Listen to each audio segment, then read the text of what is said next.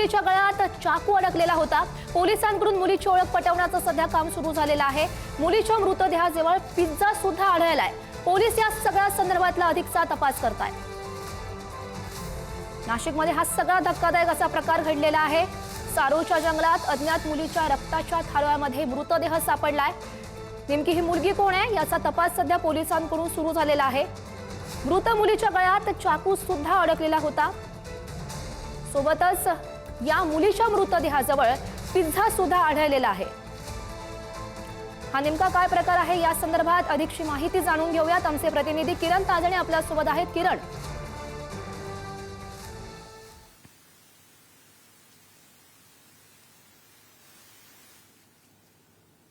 आहे नाशिकलाच नाही तर संपूर्ण महाराष्ट्राला सुन्न करणारी ही घटना आहे। यामध्ये पोलिसांकडून जी माहिती मिळालेली आहे त्यानुसार दुपारच्या वेळेला ती मुलगी त्या ठिकाणी पोहोचली असावी। सारोळचा हा संपूर्ण परिसर आहे। वाडीवरे जे पोलीस ठाणे आहे त्याच्या हद्दीमध्ये ही संपूर्ण घटना घडलेली आहे।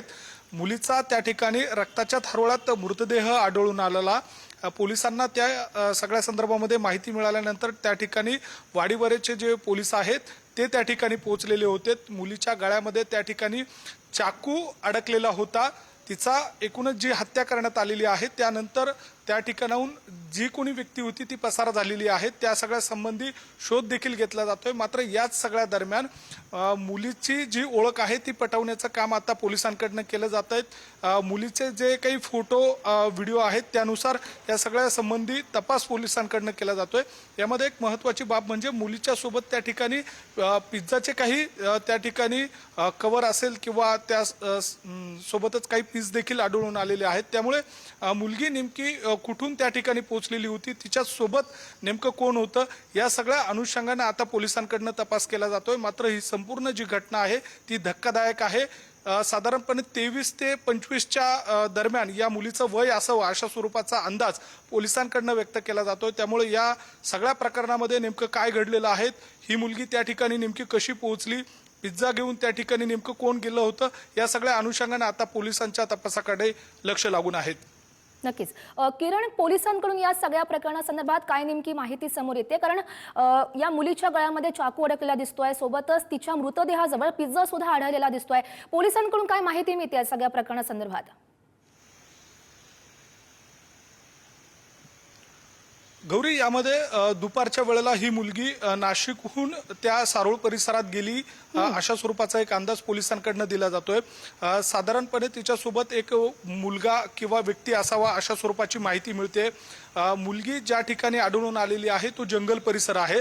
वाडीवरे पोलीस ठाण्याच्या अंतर्गत येणारा हा सारोळचा जंगल परिसर आहे। त्या जंगल परिसरामध्ये या मुलीचा मृतदेह आढळून आलेला आहे। आणि एक महत्त्वाची यामध्ये एक बाब म्हणजे जो चाकूनी तिची हत्या जो करण्याचा प्रयत्न झालेला होता तो चाकू देखील तिच्या गळ्यामध्येच अडकलेला होता। त्यासोबतच तिचे जे काही परिस्थिती आहे मृतदेहाच्या आजूबाजूची, त्या ठिकाणी पिझ्झा देखील आढळून आलेला होता। रक्ताच्या थारोळ्यात तिचा मृतदेह होता। आणि इतकंच काय तर तिच्या शरीरावरले जे कपडे होते ते देखील अस्ताव्यस्त होते। अशा सगळ्या अनुषंगानं आता पोलिसांचा तपास सुरू आहे।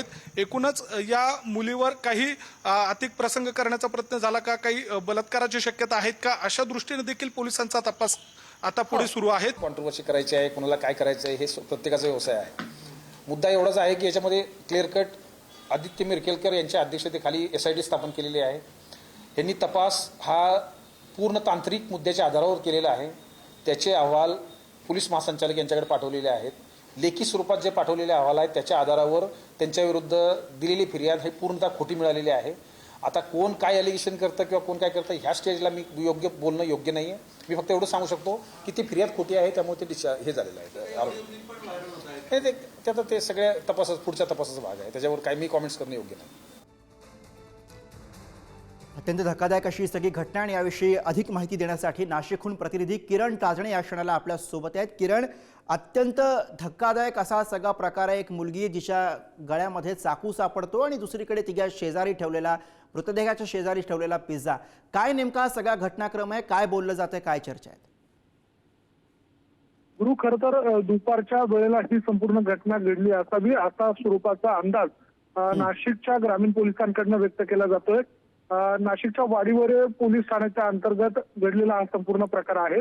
सारोळचा जे जंगल परिसर आहे त्या ठिकाणी या मुलीचा मृतदेह आढळून आलेला आहे. यामध्ये मुलगी ही त्या ठिकाणी नेमकी कशी पोहोचली, नेमकं कोण तिला घेऊन गेलं याबाबतचा तपास आता पोलिसांकडनं केला जातो. मात्र घटनास्थळावरील जे काही फोटो व्हिडिओ आपल्याकडे प्राप्त झालेले आहेत त्यानुसार मुलीला चाकूने तिची हत्या केलेली आहे. तिच्या गळ्यावर त्याबाबतचे बुरण दिसून येत आहे. आणि दुसरी एक बाब म्हणजे चाकू तिच्या गळ्यातच अडकलेला होता. पीएम रूम मध्ये आणल्यानंतर तो चाकू देखील काढण्यात आलेला आहे. आता या सगळ्या संदर्भानं मुलीचा चेहरा जो होता तो रक्ताच्या थारोळ्यात होता. तो आता त्याच्यानुसार त्याची ओळख देखील पटवली जाते. एकूणच जर बघितलं तर बाजूला तिच्या पिझ्झा देखील आढळून आलेला होता. त्यामुळे ती मुलगी नेमकी त्या ठिकाणी कशी पोचली, तिला नेमकं कोण घेऊन गेलं या दृष्टीने आता नाशिक पोलिसांकडनं तपास केला जातोय. मात्र या संपूर्ण घटनेनं नाशिक बरोबर किरण, त्यामुळे आता या सगळ्या प्रकरणाचा तपास करणं आणि त्या गुन्हेगारापर्यंत पोहोचणं हे आव्हान असेल. धन्यवाद आपण दिलेल्या सगळ्या सविस्तर माहितीसाठी.